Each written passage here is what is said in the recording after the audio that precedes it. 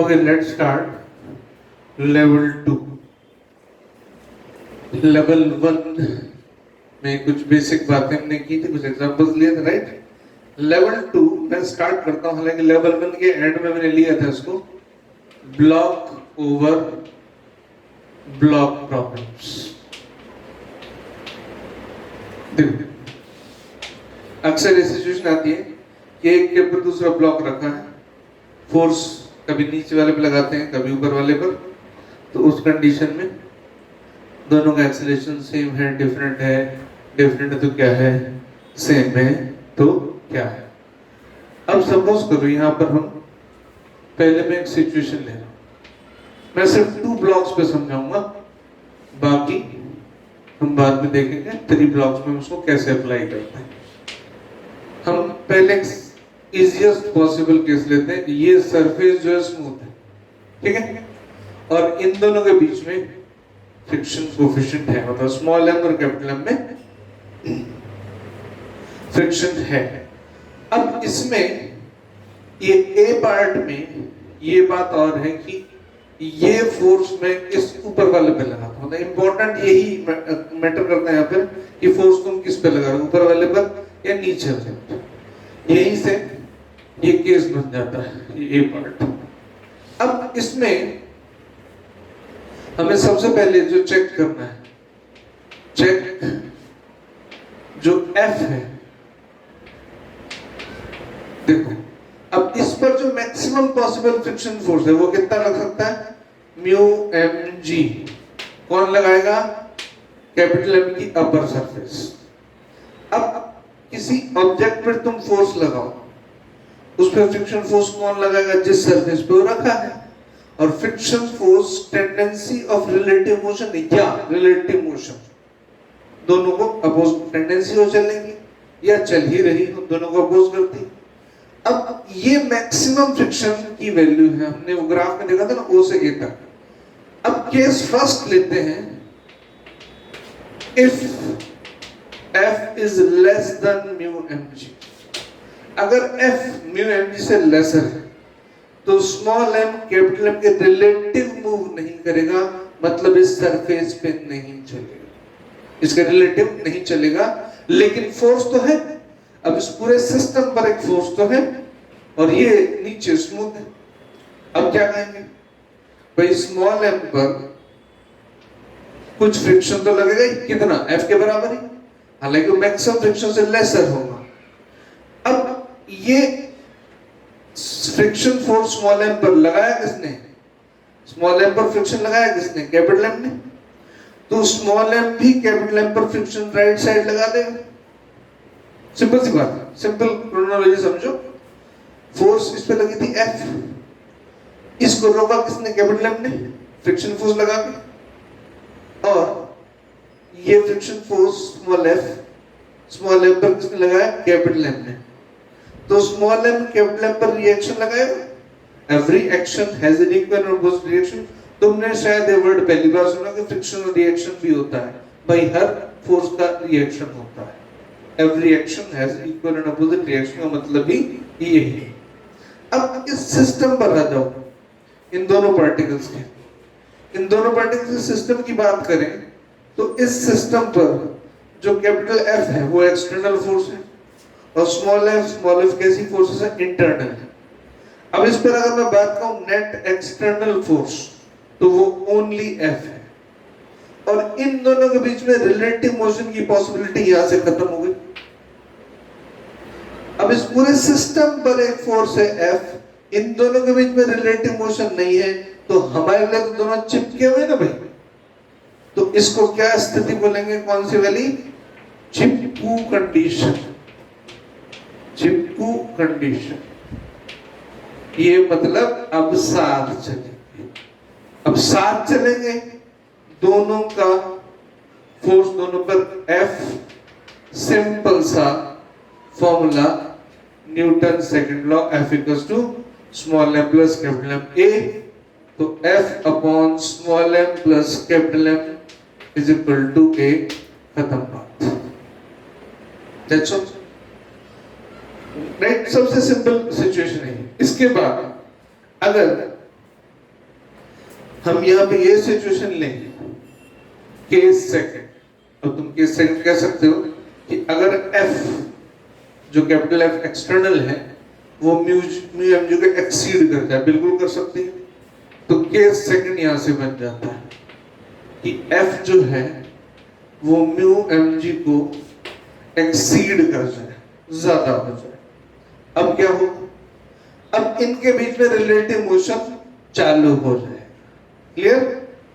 अब इसको देखते हैं हम स्मॉल m पर, यहां से फोर्स कितना F, अब इधर मैक्सिमम फ्रिक्शन कितना म्यू mg, हालांकि F इससे ज्यादा है तो कोई दिक्कत नहीं। इसका एक्सेलरेशन मान लो a1 है तो F minus mu mg is equal to ma1, F minus mu mg upon m, ये हो गया a1।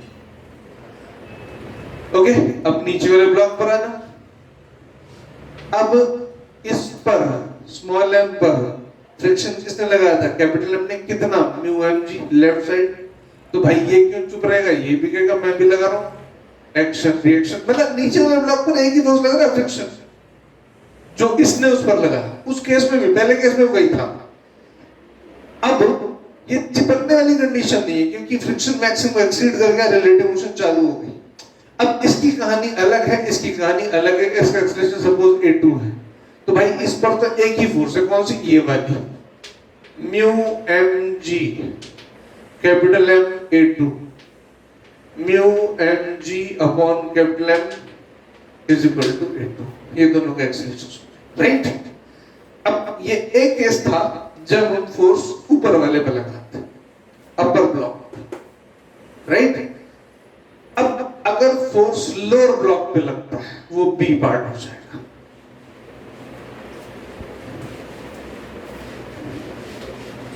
अगर फोर्स लोअर ब्लॉक पर है, small m capital M, situation वही, ये स्मूथ, यहां फ्रिक्शन, ये F, ठीक है। अब फोर्स नीचे वाले पे लगाना। अब हम इसको, इस सिचुएशन में हम एक बात मानेंगे, एक अजम्पशन हम पहले ले लेते हैं, वो हेल्प करेगी। वो अजम्पशन ये है कि ये दोनों साथ चलते हैं। हम अज्यूम कर रहे हैं दोनों साथ चले, चिपक के। अब साथ चलना तो एक्सटर्नल फोर्स कौन सा, F ओनली, फ्रिक्शन तो इंटरनल है। अभी तक क्लियर हो गए? तो हमारे पास इक्वेशन हो गई F is equal to small m plus capital M a, और एक्सेलरेशन a आ गया F upon small m plus capital M। ये मान लेते हैं पहले से, ठीक है। इस अजम्पशन के बाद हम आगे चलेंगे इस अजम्पशन का यूज क्या है। हमने ये मान लिया। अब एक बात देखो, ये मान ले तो पूरा सिस्टम चल रहा है एक्सेलरेशन ऐसे। अब इस कैपिटल M एक एक्सेलरेटेड फ्रेम हो गया, कैपिटल M के रिलेटिव स्मॉल m की बात करते हैं, कैपिटल M के relative small m, capital M के रिलेटिव स्मॉल m पर सूडो फोर्स पीछे है, कैपिटल M के रिलेटिव स्मॉल m पर सूडो फोर्स पीछे है। अब सूडो फोर्स पीछे है कैपिटल M के रिलेटिव, तो कैपिटल M के रिलेटिव स्मॉल m कहां चलने की कोशिश करेगा, लेफ्ट। तो कैपिटल M स्मॉल m पर फ्रिक्शन कहां लगाएगा, राइट। ये फ्रिक्शन इस तरफ लगा दिया, जो भी ये फ्रिक्शन, और कैपिटल M पर जो फोर्स लगेगा वो स्मॉल f पीछे और इस पर F आगे है। अब ये MA, अब तुम यहाँ बात पे ध्यान दो कि फ्रिक्शन जो है वो उसकी मैक्सिमम पॉसिबल वैल्यू कितनी हो सकती है, यहाँ पर इस पर स्मॉल m पर मैक्सिमम पॉसिबल वैल्यू फ्रिक्शन की कितनी है, म्यू mg। अगर ये MA म्यू mg से लेसर है, ध्यान देना, MA ही इसको सेपरेट कर सकता था, कैपिटल M के रिलेटिव स्मॉल m पर MA फोर्स ही इन दोनों के बीच में रिलेटिव मोशन करा सकता था अगर वो फ्रिक्शन को एक्सीड कर जाता था। मैं पहले एक्सीड करने की कंडीशन लेता हूं, देखते हैं, है ना, वो ज्यादा ठीक रहेगा।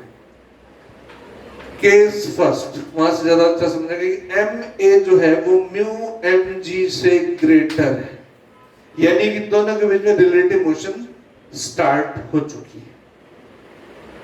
क्लियर? यानी ये कंडीशन आ गई, रिलेटिव मोशन है मतलब दोनों साथ नहीं चलेंगे, ये कंडीशन अब नहीं रही। अब हमें फिर से सोचना होगा, अब दोनों साथ नहीं चलेंगे तो क्या होगा। अब जरा ध्यान से देखो, कैपिटल एम पर एफ आगे है, स्मॉल एम पर। अब कैपिटल एम स्मॉल एम के रिलेटिव राइट चलेगा, कैपिटल एम स्मॉल एम के रिलेटिव राइट चलेगा, तो कैपिटल एम पर स्मॉल एम फ्रिक्शन पीछे लगाएगा। अब ध्यान दो, इंटरेस्टिंग बात, यही टर्निंग पॉइंट यही है। Friction opposes tendency of relative motion, हमें एक दूसरे का रिलेटिव देखना है।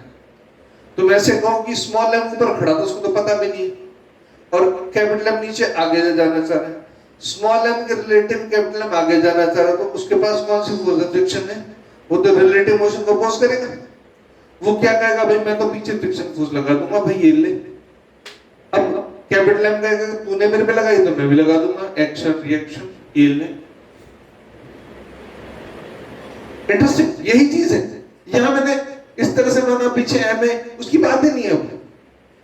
अब इसका एक्सीलरेशन मान लो a1 है, इसका एक्सीलरेशन a2 है, तो इसकी कहानी ये हो गई कि इस पे खाली फोर्स है mu M G which is equal to m1, तो यहां से सीधा सीधा a1 आ गया म्यू जी। और दूसरा कैपिटल एम के केस में कैसा मामला है? कैपिटल एम के केस में f minus mu M G capital M two, इसको समझ लो, राइट। मैंने पहले ही कैसे लिया कि जो एम ए फोर्स है वो म्यू एम जी को एक्सीड कर जाए। अब सेकंड केस, डेफिनेटली मैं इसके अपोजिट लूंगा। केस सेकंड, एम ए जो है वो म्यू एम जी के कंपैरिजन में कम है, मतलब M A pseudo force, capital M के रिलेटिव स्मॉल एम पर सूडो फोर्स इस पर लगने वाले फ्रिक्शन फोर्स से कम है, तो इनके बीच में रिलेटिव मोशन नहीं हो सकता। रिलेटिव मोशन नहीं हो सकता तो साथ चलेंगे, साथ चलेंगे तो ये वाला एक्सीलरेशन हो जाएगा जो हमने पहले ही अज्यूम कर रखा है, यानी यहां कुछ कहना ही नहीं है, एक्सीलरेशन हो गया ये। Got it? पहले assumption लिया हमने, एक्सीलरेशन कॉमन माना, हमने माना ये इकट्ठे चल रहे हैं। फिर हमने ये देखा सूडो फोर्स फ्रिक्शन को एक्सीड करती है, तो भाई दोनों साथ नहीं चलेंगे। सूडो फोर्स फ्रिक्शन फोर्स को एक्सीड नहीं करती है तो दोनों साथ चलेंगे। दैट्स ये बेसिक बात हो। क्लियर? ये नीचे वाले ब्लॉक पर फोर्स लगाने की सिचुएशन, राइट। अब मैं एक एग्जांपल लेता हूं, एक स्टैंडर्ड एग्जांपल, एचसीवी का एग्जांपल। वहां 3 ब्लॉक होंगे, लेकिन तुम देखोगे ये 2 ब्लॉक वाला कंसेप्ट जो है, ये जो केसेस हैं, ये दोनों आराम से वहां पे काम आ जाएंगे। यहां पर है ये एचसीवी का फ्रिक्शन वाले चैप्टर का question number 23 number question.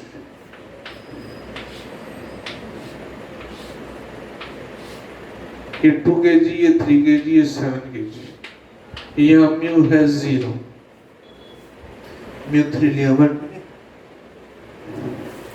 Mu 3 0, ये म्यू 1 इन दोनों के बीच में, ये म्यू 2, म्यू 1 है 0.2, म्यू 2 है 0.3। एक ही क्वेश्चन में काफी सारी बातें पूछ ली है। अब क्वेश्चन है कि हमारे पास एक 10 न्यूटन का फोर्स अवेलेबल है, पूछ लिया कि एक बार हम इस पे लगा दें, एक बार इस पे, एक बार इस पे, तो सबके एक्सेलरेशंस बताओ। मतलब पहले 2 पे लगाया जाए, फिर 3 पे लगाया जाए, फिर 7 पे लगाया जाए, तो सबके एक्सेलरेशंस बता दो, ये क्वेश्चन। ओके, आपने जरा इसका सॉल्यूशन किया। अब जैसे है 3 ब्लॉक्स, लेकिन कंफ्यूज होने की जरूरत नहीं, बहुत सीधी सी बात है। हमारे पास फोर्स कितना है? 10 न्यूटन। पहले हम आते हैं, सबसे पहले इस पर लगाएंगे, ऑन ब्लॉक 2 kg। अब 2 kg ब्लॉक पर हम फोर्स लगाएंगे 10 न्यूटन, और 2 kg पर मैक्सिमम फ्रिक्शन कितना लग सकता है? म्यू mg अगर मैं कहूं तो म्यू कितना है? 0.2 इंटू 24 न्यूटन। अब 2 kg पर लग रहा है फोर्स 10 न्यूटन, और उसको रोकने वाला फोर्स फ्रिक्शन है 4 न्यूटन, यानी कि फ्रिक्शन से एक्सीड कर गई है फोर्स 10 न्यूटन। इसका मतलब 2 3 के रिलेटिव मूव कर जाएगा, इसमें कुछ सोचना ही नहीं है। ये जो 2 kg है, इस पर 10 न्यूटन यहां लगा, 4 न्यूटन यहां लगा, तो इसका एक्सीलरेशन सपोज में लिख दिया a1, तो ये 10 माइनस 4 m a1, ये a1 आ गया 3। अब जब 3 पर आ जाओ, 3 किलोग्राम वाले ब्लॉक ने ये 4 न्यूटन जो फ्रिक्शन था वो किसने लगाया था? 3 किलोग्राम ब्लॉक ने लगाया था। तो इस 3 पर भी देखो वही एक्शन रिएक्शन वाली बात है, 3 ने 2 पर 4 न्यूटन पीछे लगाया था, तो 2 भी 3 पर 4 न्यूटन आगे लगा देगा। अब इसके केस में एक बात समझो, 3 की सरफेस नीचे वाली 7 के कांटेक्ट में, अब 3 पर 2 का भी वजन है, सीधा समझ सकते हो। तो 3 की सरफेस पर जो नॉर्मल रिएक्शन वो दोनों के वेट से होगा m1 प्लस m2g, मतलब 3 प्लस 2 5, यानी 50 न्यूटन। नॉर्मल रिएक्शन कितना होगा? 50 न्यूटन। तो इस इनके बीच में मैक्सिमम फ्रिक्शन फोर्स जो पॉसिबल हो सकता है, वो मैक्सिमम फ्रिक्शन फोर्स पॉसिबल हो सकता है वो कितना है? μ2 इंटू 50। μ2 कितना है? 0.3, 0.3 इंटू 50, 15 न्यूटन। अब बात समझो, यह मैक्सिमम फ्रिक्शन हो सकता है 15 न्यूटन, और फोर्स कितना लग रहा है? 4 न्यूटन। इसका मतलब ये दोनों इकट्ठे चलेंगे, 3 और 7। क्यों? क्योंकि लगने वाला फोर्स मैक्सिमम फ्रिक्शन को एक्सीड ही नहीं कर रहा। ये दोनों इकट्ठे चलेंगे, और दोनों में फोर्स कितना होगा? ये 3 kg, ये 7 kg, 4 न्यूटन फोर्स है। सॉरी, यहां से नहीं शो करते फ्रिक्शन को, 4 न्यूटन इसी फ्रिक्शन से चल रहे हैं, ग्राउंड में तो कोई फोर्स ही नहीं। तो इनका एक्सेलरेशन हो गया 4 newton is equal to 3 plus 7 a2, तो ये होगा a2 4/10, 2/5, 3 प्लस 7। I think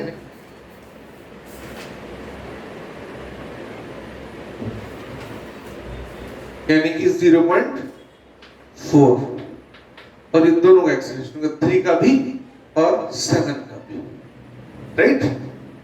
अच्छा, अब दूसरे केस पर आते हैं कि अगर फोर्स 3 पर लगाई जाए, एक ही क्वेश्चन में सारी बातें पूछ ली। अब फोर्स लगाई जाए 3 पर, फोर्स ऑन 3 kg ब्लॉक। अब ये वैसी सिचुएशन आएगा ना, ये 2 ऊपर है और 3 उसके नीचे है, और नीचे वाले ब्लॉक पे फोर्स लग रही कितनी? 10 न्यूटन। अभी हम पहले तो ये देखना है कि ये जो 3 है ये एक्चुअल में ग्राउंड में रहेगा, स्मूथ नहीं है, नीचे इसके 7 kg ब्लॉक है। अभी हमने निकाला कि यहां जो मैक्सिमम फ्रिक्शन लग सकता है वो है 15 न्यूटन, और 3 पे खुद पे ही 10 न्यूटन है, तो 3 अपने नीचे वाली सरफेस के रिलेटिव ही मूव नहीं कर सकता। बात समझ में आ रही?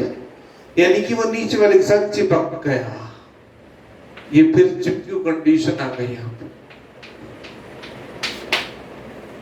यानी 3 7 के साथ चिपक के ही चलेगा। अच्छा, अब एक काम लेते हैं, ये 15 15 इंटरनल हो गई, मान लेते हैं दोनों इकट्ठे चल रहे हैं, ठीक। अब ये एक ही ब्लॉक हो गया, वो सिंगल, अब 2 ब्लॉक प्रॉब्लम हो गई।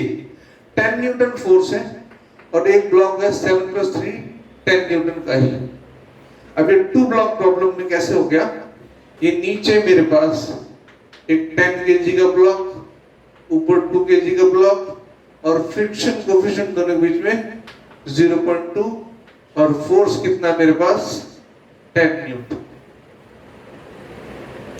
अब यहां पे देखना है कि 2 और ये 10, 7 और 3 इकट्ठे चलेंगे तो पक्का है। अब 2 इनके साथ चलेगा या अलग चलेगा, उसके लिए वही तरीका कि मैं इस पूरे सिस्टम का एक्सेलरेशन एक मान लेता हूं, a = f/m plus capital M। f कितना 10 और स्मॉल m 2 + 10 12, ये हो गया 5/6। अब हमने देखा था एक्सेलरेशन आ गया a, हमने ma और म्यू mg को देखना था। m कितना 2, a 5/6, म्यू कितना 0.2 और m कितना 2 × 10। जरा देखते हैं कितना है, ये 5/3, ये आया 20, ये 4। फ्रिक्शन ज्यादा है, यानी कि ma एक्सीड नहीं कर रहा, इसका मतलब ये ब्लॉक इसके साथ चलेगा। अल्टीमेटली तीनों साथ चलेंगे, और तीनों जब साथ चलेंगे तो अब एक्सीलरेशन की जो बात है, यहां तक का बात क्लियर है। मैंने 3 को पकड़ा, ब्लॉक 3 को 7 के साथ दिया, एक ही ब्लॉक हो गए, फिर ये 2 ब्लॉक प्रॉब्लम में कन्वर्ट हो गया। तो 3 ब्लॉक प्रॉब्लम अननेसेसरी, इसमें कोई कंसेप्ट समझने की जरूरत नहीं है, 2 ब्लॉक में ही काम अपना फैंटास्टिक हो जाता है। अब यहां पर ये बात मैंने सिर्फ चेकिंग सिस्टम चल रहा है, इस चेकिंग सिस्टम से हमें डिसाइड हो गया कि ये तीनों ब्लॉक चलेंगे तो इकट्ठा। अब सोचना ये है कि एक्सेलरेशन कितना है। अब इस पूरे सिस्टम पर ये फ्रिक्शन विक्शन भूल जाओ, क्योंकि सारे इंटरनल है। 2 और 3 के बीच में जो भी का एक्शन, ये इस पे लगेगा, इस पे लगेगा, ये इस पे लगेगा। तो इस सिस्टम की बात कहूं तो सिस्टम पर इंटरनल फोर्स पे एक्सेलरेशन नहीं देती, तो पूरे सिस्टम पर एक्सटर्नल फोर्स खाली 10 न्यूटन है, यानी F = m1 + m2 + m3 × a, और यहां से a आ जाएगा, F मतलब 10/7 + 3 10, और ये 12, ये आ गया 5/6 metre per second. Similarly you can try for third situation कि 7 अगर नीचे वाले पर फोर्स लगे तब क्या करना है। What it, block over block में जरा भी कंफ्यूज नहीं होना है। सिर्फ ये दो केसेस जो मैंने बताया, A और B, ये 2 ध्यान रख लो, बस 2 समझ लो। अननेसेसरी बहुत डिटेल्स में, मल्टीपल केसेस में नहीं जाना। नीचे फ्रिक्शन हो तब भी से सोचने का तरीका वही रहेगा।